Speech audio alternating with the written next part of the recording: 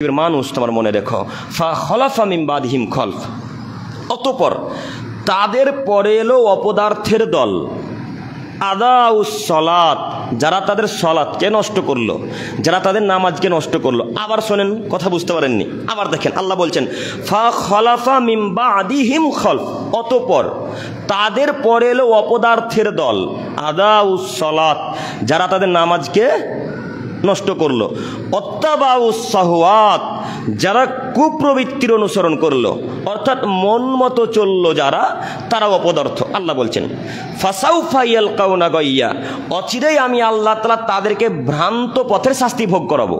ভ্রান্ত পথের শাস্তি বলতে যারা ভুল পথে আছে, ইহুদি, খ্রিস্টান, নাসারা, বৌদ্ধ, সাঁওতাল, ডোম, চামার, পৃথিবীতে যত জাতি আছে, পৃথিবীতে যত জাতি আছে মুসলিম বাদ দিয়ে, এরা কি সব সঠিক পথে আছে? এরা সব ভুল পথে। তো এরা যেখানে যাবে আল্লাহ বলছেন অন্তর মন মতো চলবে যারা, আমি আল্লাহ তাআলা তাদেরকে সেখানে দেব। একটু কথা এখানে মনে রাখেন, আবার আসবো ইনশাল্লাহ। আয়াতের প্রথম বাক্যে ফিরে গেলাম। আল্লাহ বললেন যারা সালাত আদায় করে না তারা অপদার্থ মানুষ। বাণী কি আমার? বাণী আমার গো? বাণী তো আমার নয়, বাণী আল্লাহ তাআলার। ওই দেখেন কোরআন মাজিদ, কতগুলো কোরআন মাজিদ আল্লাহ ওইভাবেই সাজিয়ে রাখা আছে। একদিন পড়ার চেষ্টা করেন না, একদিন পড়া প্রয়োজন মনে করেন না। এতগুলো মানুষ যদি একদিন করে কোরআন পড়েন তাহলে কোরআনে ধুলাই পড়বে না। কোরআনে ধুলা পড়ে নাই মনে হয় না? আছে, তার মানে বোঝা যাচ্ছে কোরআনকে আপনারা মূল্যায়ন করেন না। যাই হোক, আপনার ব্যাপার। একটু দেখেন, এই যে কোরআন মাজিদ, এই 30 পারা কোরআন মাজিদের মধ্যে একটা সূরা আছে, এই সূরার মধ্যে আয়াতটা পাবেন। আব্দুল করিমকে নামিয়ে দিয়ে বলেন আব্দুল করিম আয়াতটা দেখিয়ে দিয়ে যাবেন। আমি আব্দুল করিম দেখার জন্য প্রস্তুত। আল্লাহ তাআলা বললেন যারা নামাজ পড়ে না তারা অপদার্থ। তারা কারা?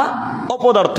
যারা নামাজ পড়ে না তারা অশিক্ষিত, যারা নামাজ পড়ে না তারা বেহায়া মানুষ।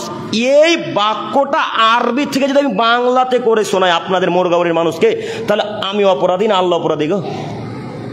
আল্লাহ, আমি তো শুধু আরবি থেকে বাংলা করলাম। কথা বুঝতে পারেননি মনে হয়। আপনাদের মোরগাঁওয়ের কোনো একটা শিক্ষিত মানুষ ইংরেজিতে একটা বই লিখেছে বা বাংলাতে একটা বই লিখেছে, খুব কড়া কড়া ভাষাতে, একেবারে শুদ্ধ বাংলা দিয়ে। ওই বাংলা ভাষাটাকে আমি আরো গ্রামের বাংলা দিয়ে আপনাদেরকে বুঝালাম। তো এখন আমি অপরাধ করলাম না? যে লোকটা লিখেছে সে অপরাধ করেছে, যে লিখলো। তো আল্লাহ কোরআন মাজিদে এই বাক্যটা আরবিতে বলেছেন, আমি আপনাকে বাংলাতে করলাম। তো এখন যদি আমি আপনাকে মূর্খ বলি, তো আপনি তো আমাকে অপরাধী বানাতে পারবেন না। আপনি তো এখন আমাকে কিছু বলতে পারবেন না। এখন যদি কিছু বলতে হয়, কোনো বিরুদ্ধে, কারোর বিরুদ্ধে মামলা করতে, তো কার বিরুদ্ধে এখন মামলা করতে হবে? আল্লাহর বিরুদ্ধে। কারণ আমি তো নিজের পক্ষ থেকে কথা বলিনি। আল্লাহ বলছেন যারা নামাজ পড়ে তারা অপদার্থ। আল্লাহ বলছেন যারা নামাজ পড়ে তারা অশিক্ষিত। আল্লাহ বলছেন যারা নামাজ পড়ে তারা অশিক্ষিত মানুষ। এবার আপনি বলেন, এখন পর্যন্ত যারা মোরগাঁওড়িতে নামাজ পড়ে না তারা কি শিক্ষিত মানুষ? জি না, তারা কেউ শিক্ষিত নয়, তারা কেউ শিক্ষিত মানুষ নয়। এমন করে মায়ের বেটা বলতে পারেন যে আমি নামাজ পড়ি না, আমি শিক্ষিত মানুষ। যদি হাদিস কোরআন দিয়ে আপনাকে মোরগাঁওড়ির কোনো স্থানে কবর না দিয়ে দিতে পারি, তো আমি আব্দুল করিম আহমদ ইসলাম জিন্দেগিতে কথা বলবো ইনশাল্লাহ আপনাদের সামনে। কি মনে করেন আপনি? দেখেন, আপনাকে দেখাচ্ছে আব্দুল করিম সাহেব, হিসাব করে কথা বলিয়েন। আপনি আমাদের মোরগাঁওড়িতে এসেছেন, আপনাকে আমরা সম্মান করি। জি, হিসাব করে কথা বলতে এসেছে। একটু দেখেন, আপনার আব্বা MA পাস ছাত্র, আব্দুল করিম ভাই আমার মা BEd পাস ছাত্রী, আমার আব্বা আমাদের পণ্ডিতপুর সিনিয়র মাদ্রাসার হেড শিক্ষক কোনো এক পর্যায়ে। আপনি আমার আব্বাকে অশিক্ষিত বলছেন কেন? যে না, আমি আপনার আব্বুকে কখনো অশিক্ষিত বলতে আসিনি। আমি আপনার আব্বুকে কখনো অশিক্ষিত মানুষ বলিনি। আমি আপনার আম্মুকে কখনো অশিক্ষিত নারী বলিনি। আমি তখনই আপনাকে অশিক্ষিত বলেছি যখন আপনার আব্বা সালাত ত্যাগ করেছে, যখন আপনার আম্মা সালাত ত্যাগ করেছেন। আপনি MA পাস ছাত্র, আপনি যখন সালাত ত্যাগ করেছেন তখন আপনাকে বলেছে অশিক্ষিত। একটু মহান আল্লাহ তাআলা বলছেন, আমি বলিনি। বারবার আপনাকে আয়াত দেখাচ্ছি, আবার আয়াত দেখাচ্ছি। দেখুন, মহান আল্লাহ তাআলা বলেন ইন্নামা ইয়াতাযাক্কারু উলুল আলবাব। হে পৃথিবীর মানুষ, তোমরা মনে রেখো, তোমাদের মধ্যে যারা জ্ঞানী গুণী মানুষ, তোমাদের মধ্যে যারা শিক্ষিত মানুষ, তারা উপদেশ গ্রহণ করে, তারাই উপদেশ গ্রহণ করে যারা শিক্ষিত মানুষ।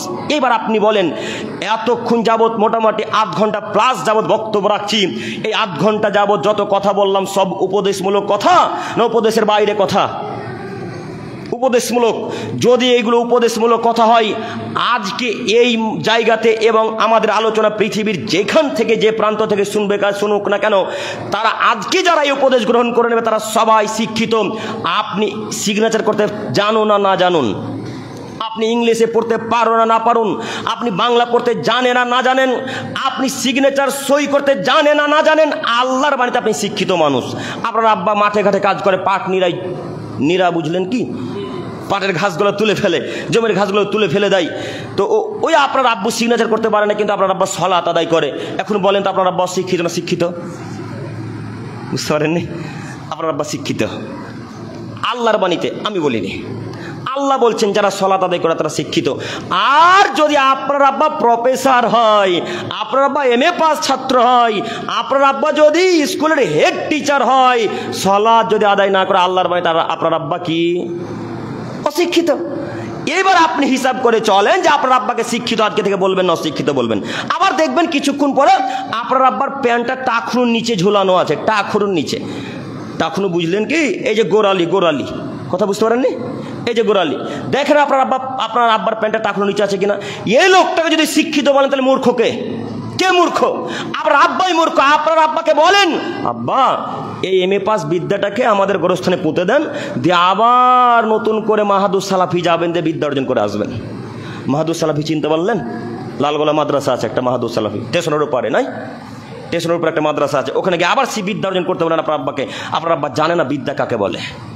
আপনাকে অনুরোধ জানাচ্ছি, সালাত যারা আদায় করে তারা অশিক্ষিত, কথাই ঠিক। আজকের পর থেকে এই গ্রামে শুধু নয়, সারা পৃথিবীতে যেখানে যারা সালাত আদায় করবে তারা সবাই শিক্ষিত।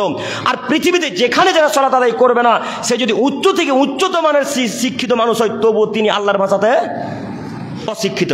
আজকে থেকে সালাত আদায় করতে পারবো ইনশাল্লাহ? পারবো ইনশাল্লাহ? আজকে থেকে যদি সালাত আদায় না করেন তাহলে আমরা মনে করব যে আপনি অশিক্ষিত, তাই নামাজ ত্যাগ করেছেন। আর যদি সালাত আদায় করেন তাহলে জানবো আপনি শিক্ষিত। আপনার আমি সালাত আদায় কামনা করি, আল্লাহ আমাদেরকে কবুল করুক, সকলে বলি আমিন। সম্মানিত উপস্থিতি,